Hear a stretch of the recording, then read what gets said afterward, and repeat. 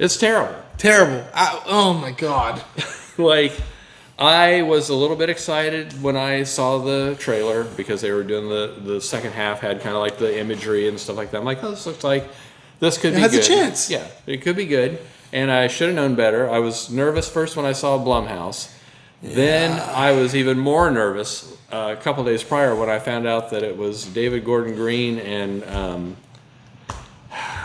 Yeah, and then shout out to Movie Wreck of the Week. One of his stories said that William Friedkin himself stated that he wants to, and I quote, die before this movie comes out so he won't have to suffer through it. Well, and he did that. He did that. And so I hope that wasn't because of this. I would have died over this, though, no matter what.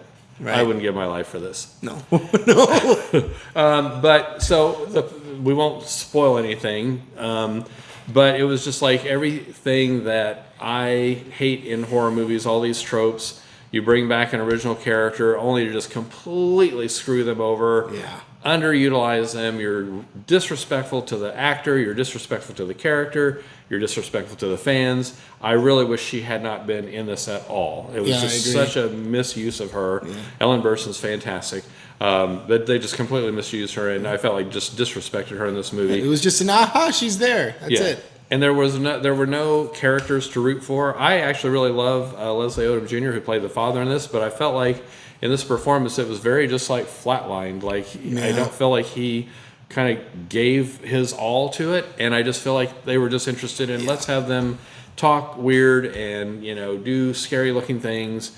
And I mean, I guess a somewhat lack of CGI. I guess I would give them props for that because I didn't notice a ton of CGI. This film deserves no props at all. And the loudest movie. This movie is the equivalent of being trapped on a plane with a crying baby. Yeah. It was so loud, completely unnecessary jump scares. The first second it starts as a jump scare, and it's just one after another, after another, after another, after another, to the point where you can't even like relax or be scared. And then when they're showing the little inserts of things, those have to make noise. And so you don't even have a chance, like in the original, you could kind of take things in and be a part of it. This is just like, no, ambiance, do this, be scared, jump. This is gross. This is supposed to be scary, but it isn't. Blah, blah, blah. And they just like assault you rather than like lure you in and let you be scared, let you feel like this is happening, care about these characters. The other little girl's parents, the Christians, were just pure assholes. And there was really no one to root for in this movie whatsoever except for the audience getting to finally leave. Who we benefited by leaving. Yeah.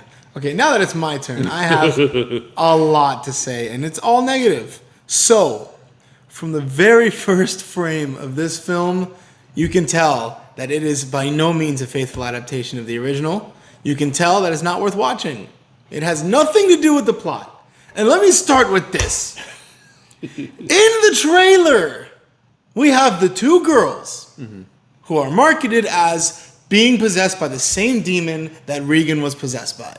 So tell me why did you think it was a good idea to make the first 50 minutes of the movie a missing persons film? A cheap knockoff of Prisoners. We know they're coming back, and we know they're coming back possessed. So why are you making it 50 minutes long? Because they had to be gone for 3 days, like Jesus. And if you don't That's catch the only that, reason. They're going to make sure you know that you don't have to figure it out. They'll just tell you. Right, because the asshole Christian mother had to tell everybody.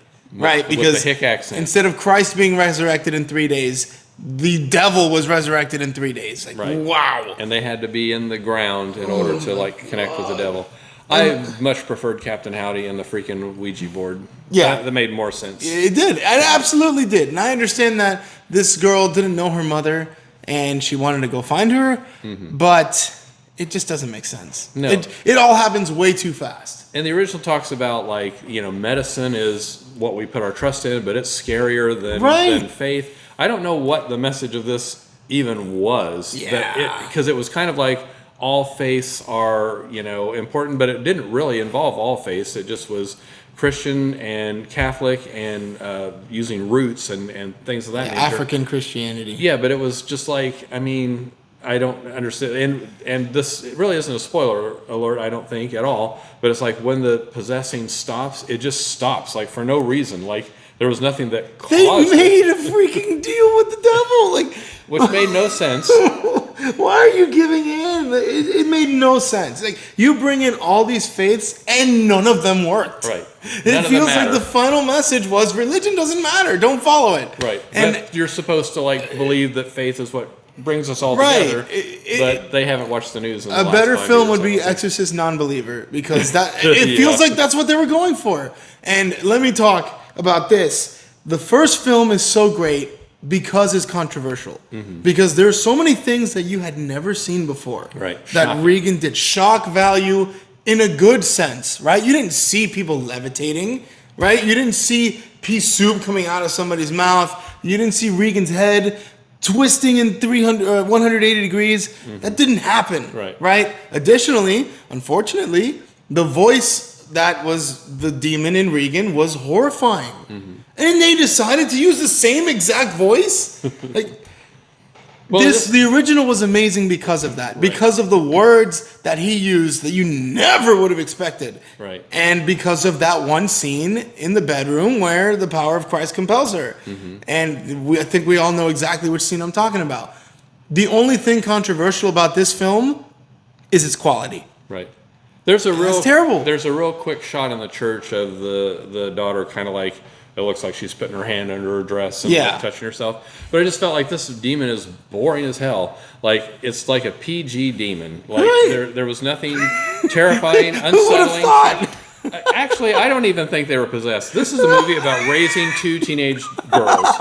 Hate me if you want internet, but that's what this movie is about. There was no demon possession. This is just dealing with tween girls and their emotions and all that. I think that's all that this really was about. Yeah. And bad skin condition of like your face breaking out into a cross. But this, the demon was boring. There was nothing interesting that happened. It was just like, there were a couple of like visual things. I was like, oh, that was kind of interesting. I would give it that, but it wasn't scary. It was just loud and obnoxious. That's what was startling, not scary. There's a big difference. I do have one thing I ask, genuinely. David Gordon Green, if you can hear me, which I'm sure you can't, but if you can, he doesn't know. And I hope that everybody can petition this. Please, for the love of everything holy, don't ever touch an established franchise for the rest of your career. Please stop. Right?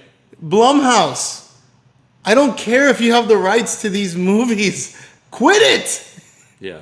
And genuinely, after Five Nights at Freddy's, I'm done with Blumhouse. I don't think I'm going to watch another film from Blumhouse after this. After the end of October, never again.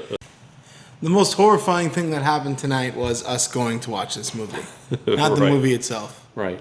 And the time we'll never get back. Yeah, exactly. So, what would you grade? I'm never having kids. No. So I would give this, especially not girls. Right. I'm going to be generous because, Was it just their first period? Is that what happened? A first period movie? I'm not qualified to speak on this. But I will say the 2 young ladies were great.